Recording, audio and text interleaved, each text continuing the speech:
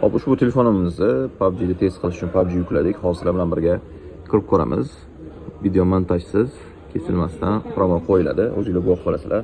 Qaysi model deb qiziqayotganlar uchun Poco F5 Pro 5G modeli. Sotuvda. Oxirida narxini ham aytib o'tib ketaman.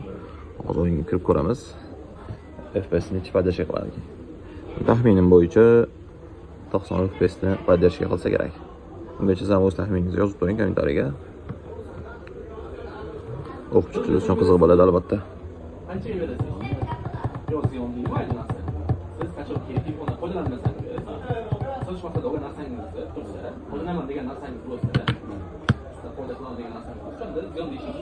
Yana bitta telefonimiz ham bor, qulay narxda chiqadigan Poco'dan X6 Pro 5G degan modelimiz. $175 narx aytgandik. Hozir skidkada narxini arzon qilib chiqaryapmiz. Bu ham PUBG'da 120 FPS da ishlab bera oladi. Hop, ushbu telefonimizni 90 FPS yaxshi. Yo'q, bu 120 FPS ekan bu telefonimiz. 120 FPS podдержка qiladi. Yangilanishdan keyin 120 bo'lib qopti demak. Hoy. PUBG nimalar qilib tashlayapti ya? Mana grafikaga o'tdik. Mana bu 90 FPS degani.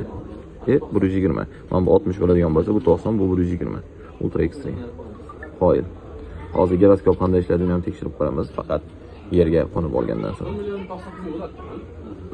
Tezroq tushib olsak bo'lgani.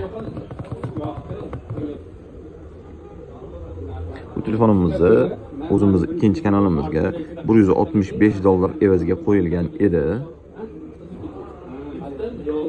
Obunachilarimiz uchun mana shu videoni ko'rayotganlar omadli inson hisoblanadi. Sababi $5 skidkasi bilan, ya'ni $160 ga 120 FPS lik telefonni mana sizlarga taqdim qilyapmiz. Giroskopini ko'rish uchun pastga tushamiz, yoqib qo'yamiz. Mana bularni ham ko'tarib qo'yamiz. Giroskop ham cho'tki ishlayapti. Gap bo'lishi mumkin emas. Yana bir marta ko'rsatib qo'yamiz. 120 FPS. Hop, o'zini xarakteristikasini ham bitta mana shu holatda ko'rsatib qo'yaman. Negativchilar uchun hech qanaqa papka o'rnatilmagan, fayl o'rnatilmagan, root qilinmagan. 512 GB. Xarakteristikasi 12+6.